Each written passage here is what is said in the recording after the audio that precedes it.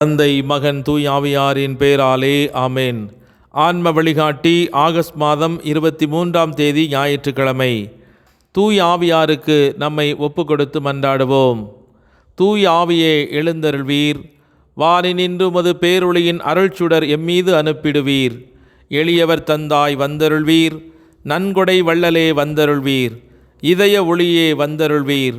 உன்னத ஆறுதலானவரே, ஆன்ம இனிய விருந்தினரே, இனிய தன்மையும் தருபவரே, உழைப்பின் களைப்பை தீர்ப்பவரே, வெப்பம் தணிக்கும் குளிர் நிழலே, அழுகையின் ஆறுதலானவரே, உன்னத பேரின்ப ஒளியே, உம்மை விசுவசிப்போருடைய நெஞ்சின் ஆழம் நிரப்பிடுவீர். உமதருள் ஆற்றல் இல்லாமல் உள்ளது மனிதனில் ஒன்றுமில்லை, நல்லது அவனில் ஏதுமில்லை. மாசு கொண்டதை கழுவிடுவீர், வறட்சியுற்றதை நனைத்திடுவீர், காயப்பட்டதை ஆற்றிடுவீர், வணங்காதிருப்பதை வளைத்திடுவீர், குளிரானதை குளிர்போக்கிடுவீர், தவறிப்போனதை ஆண்டருள்வீர். இறைவா, உம்மை விசுவசித்து உம்மை நம்பும் அடியாருக்கு கொடைகள் ஏழும் மீந்திடுவீர். புண்ணிய பலன்களை வழங்கிடுவீர், இறுதியில் மீட்பும் ஈந்திடுவீர். அழிவில்லா இன்பம் அருள்வீரே. ஆமேன். மத்தேயு நற்செய்தி 16ஆம் அதிகாரம் 19வது இறைவார்த்தை. விண்ணரசின் திறவுகோள்களை நான் உன்னிடம் தருவேன். மண்ணுலகில் நீ தடை செய்வது விண்ணுலகிலும் தடை செய்யப்படும், மண்ணுலகில் நீ அனுமதிப்பது விண்ணுலகிலும் அனுமதிக்கப்படும் என்றார். இது கிறிஸ்து வழங்கும் வாழ்வு தரும் நற்செய்தி. கிறிஸ்துவே உமக்கு புகழ். சிந்தனை: இயேசு 12 அவர்களுக்கு பழக்கமான மீனவ கிராமம் மற்றும் யூத அண்டை அயலாரின் வசதியான சூழலிலிருந்து ஒரு காரணத்திற்காக அவர் அழைத்து சென்றார்.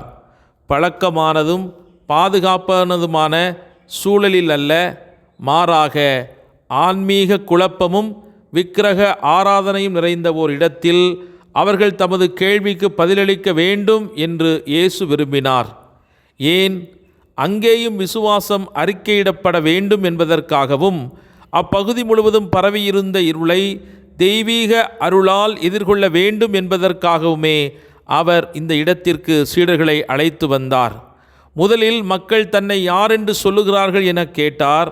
அதற்கு அவர்கள், சிலர் யோவானின் ஸ்நானகர் என்றும், வேறு சிலர் எலியா என்றும், இன்னும் சிலர் எரேமியா அல்லது தீர்க்கதரிசிகளில் ஒருவர் என்றும் சொல்கிறார்கள் என்று பதிலளித்தார்கள். ஆனால் பின்னர் தமது பணியின் மையத்தை எட்டிய ஒரு கேள்வி அவர் கேட்டார். ஆனால் நான் யார் என்று நீங்கள் சொல்லுகிறீர்கள்? இது ஒரு தெய்வீக சோதனையின் தருணமாக இருந்தது. அதில் சீமோன் பேதுரு ஆழ்ந்த விசுவாசத்துடன் வெற்றி பெற்றார். நீர் கிறிஸ்து, உயிருள்ள இறைவனுடைய திருமகன்.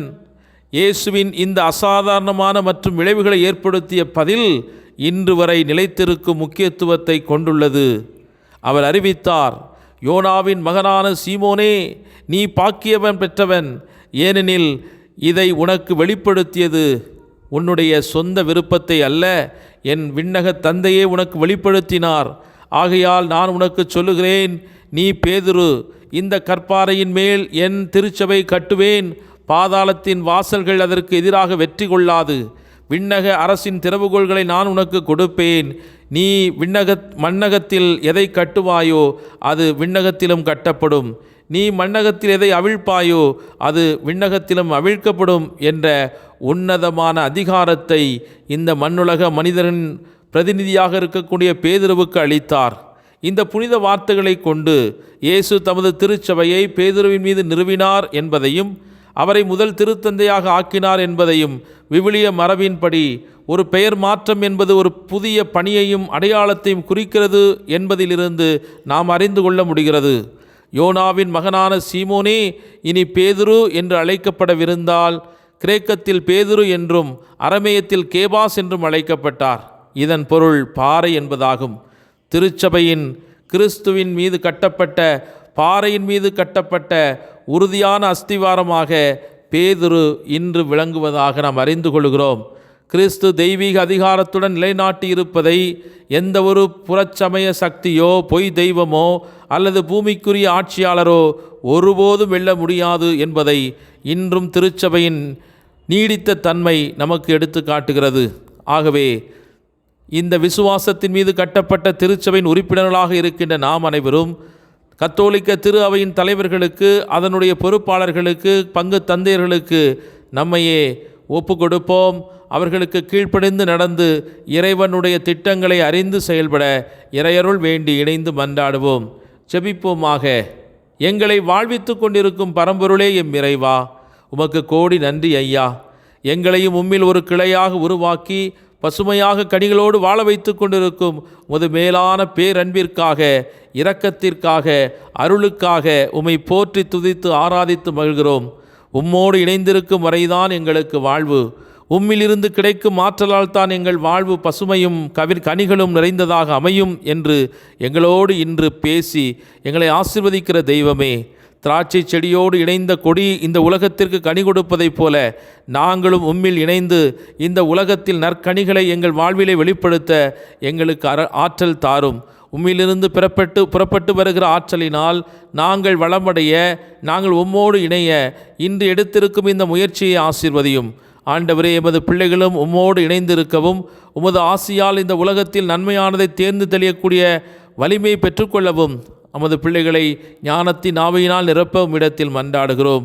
ஆண்டவரே, பல்வேறு இடர்பாடுகளாலும் மனக்குமுறல்களாலும் வேதனை நிறைந்த உள்ளத்தோடு இந்த நாளிலே உமது பாதத்தில் வந்திருக்கிற உமது அன்பு பிள்ளைகளை கண்ணோக்கி பாரும். பாறையாகி உம்மிடத்தில் கட்டப்பட்ட இந்த திருச்சபை மீது கட்டப்பட்ட உறுப்பினர்களாகி நாங்கள் அனைவரும் இந்த திருச்சபைக்கு நீர் கொடுத்திருக்கிற அமைதியும் மகிழ்ச்சியும் எங்கள் உள்ளத்திலும் எங்களுடைய இல்லத்திலும் நிறைவாய் தங்க வேண்டும் என்று ஒப்புக்கொடுக்கிறோம். இந்த பாறைக்கு எதிராக செயல்படுகிற ஒவ்வொரு மனிதரையும் நான் தவிடுபொடி ஆக்குவேன் என்று நீர் கொடுத்த வாக்குத்தத்தத்தின்படியே எங்கள் குடும்பங்களுக்கு எதிராக செயல்படுகிற அத்துணை பிசாசின் மந்திர தந்திர செயல்பாடுகள் அனைத்தும், பில்லி சூனிய கட்டுகளும், மாய மந்திரங்களும், ஏமாற்று வழிகளும் இன்று எங்களை விட்டு அகன்று போகும்படியாக நம்பிக்கையோடும் இடத்தில் மன்றாடுகிறோம். ஆண்டவரே, உமது நாமத்தில் எங்களுக்கு விடுதலை உண்டு, உமது நாமத்தில் எங்களுக்கு சுகம் உண்டு, உமது நாமத்தில் எங்களுக்கு எதிர்காலம் உண்டு என்ற நம்பிக்கையோடு உமது நாமத்தை சொல்லி எங்கள் நோய்களை குணமாக்கி எங்களுடைய வாழ்வின் தேவைகள் சந்திக்கப்பட்டு இன்று நாங்கள் உமது அன்பு பிள்ளைகளாக இருக்கிறோம் என்பதை உலகம் அறிந்து கொள்ள வல்ல செயல்கள், அரும் செயல்கள், விடுதலையின் செயல்பாடுகள், அற்புதங்கள் எங்கள் வாழ்க்கையிலே நடக்கவும், அதன் மூலமாக இந்த உலகத்திற்கு நாங்கள் சான்று பகரவும் எங்கள் வாழ்வை ஆசீர்வதித்து உயர்த்த வேண்டும் என்று எங்கள் ஆண்டவராகிய கிறிஸ்து வழியாக மன்றாடுகிறோம். ஆமேன்.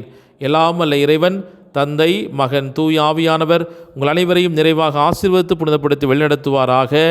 ஆமேன். இயேசுவுக்கே புகழ், இயேசுவுக்கே நன்றி. மரியே வாழ்க. இயேசுவின் இரத்தம் ஜெயம்.